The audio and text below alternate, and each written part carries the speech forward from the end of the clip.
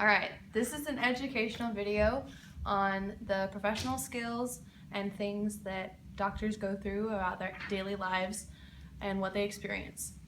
We will describe each different personality trait that a doctor needs to have, their professional skills, and conflicts that they will come through, like when they're working.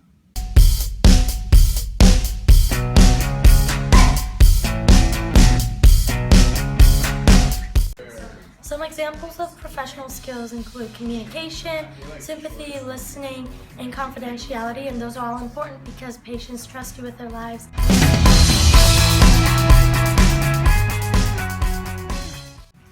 Your manners and actions are really important because patients could be offended easily and you don't know about their culture differences, so you have to have great manners, say please and thank you, and always be polite.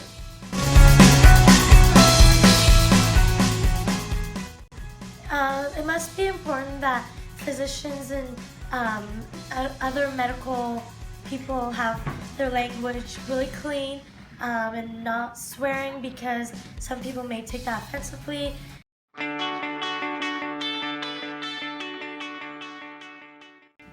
Dressing appropriately means dressing modestly, so not super short dresses, pants. Usually it's best if they're wearing like long pants or a long dress or skirt, and keeping your hair up so that your hair isn't in the patient's face.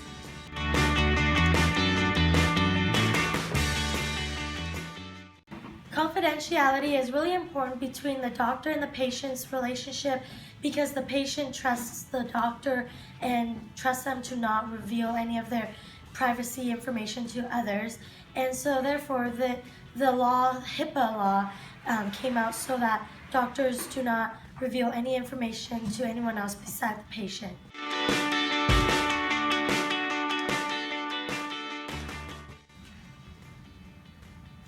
So, I have a prognosis. You have Osgood-Schlatter's. And what that is the tendon that goes over your knee pulls on the tibial tuberosity, which is just this little bump on your tibia, and that's what's causing the pain when you're jumping. Well, that's not good. No. So now you just need to rest and ice it after you do physical activity. All right.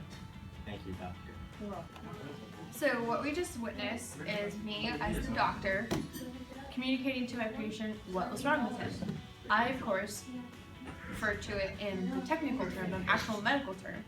But in order for my patient to understand, I needed to, not in the sense dumb it down, but say it in the sense that he could understand what I was talking about.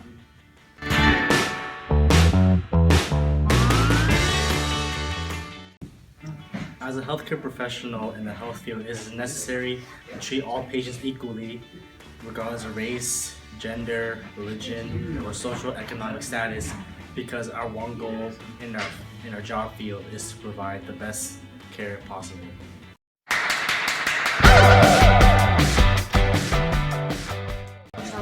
One thing that a healthcare professional can't do is accept bribes because that violates the rule of treating everyone equally, and that includes errors which they have to report immediately to their supervisors.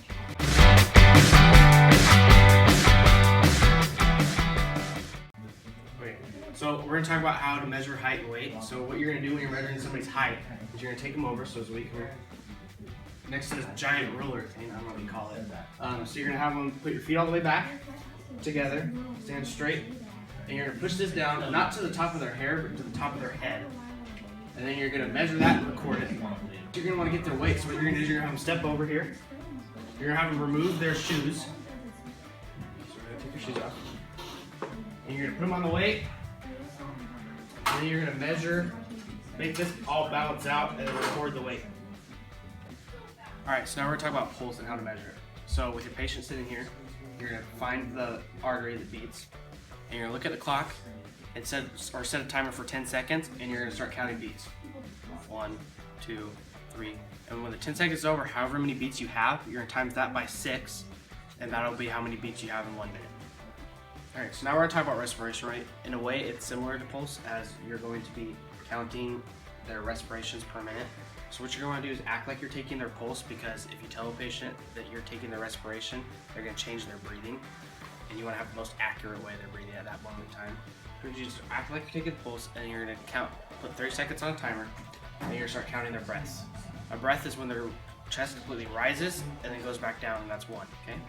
So after 30 seconds is up, however many breaths they have, you're going to times that by 2, and that's their respiration rate.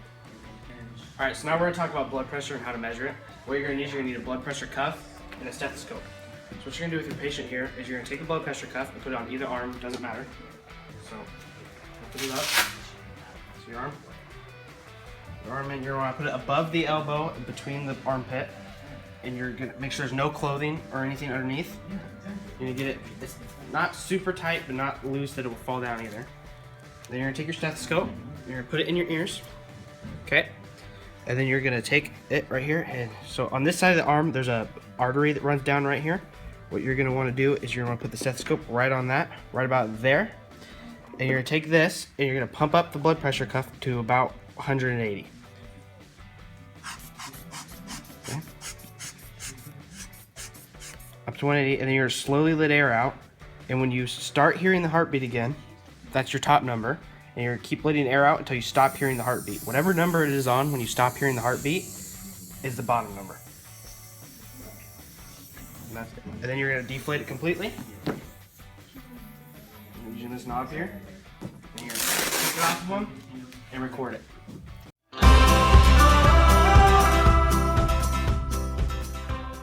Okay, when working with a patient, you are only permitted to do what you learned in your schooling. So if you are a phlebotomist, you're not going to be able to help a neurosurgeon in their surgeries.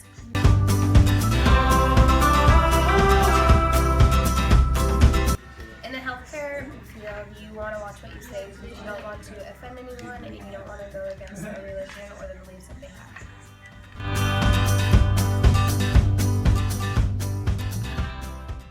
Alright, so when you're on the job, you want to take all the safety precautions you can.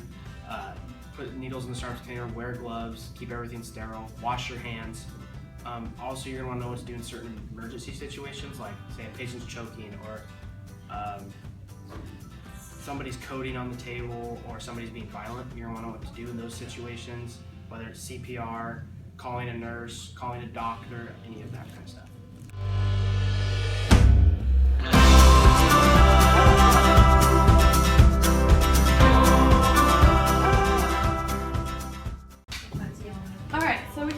That we have to take out your spleen. So we need your verbal consent so we can go to fun surgery on you. Alright. It'll be fine. Cool. Plan it for an hour.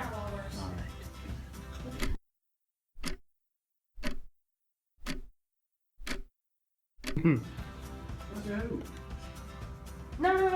You have to use the right procedures and the right tool. I hope you found this information informative, so have a nice day. Say thank you, Haley. Thanks.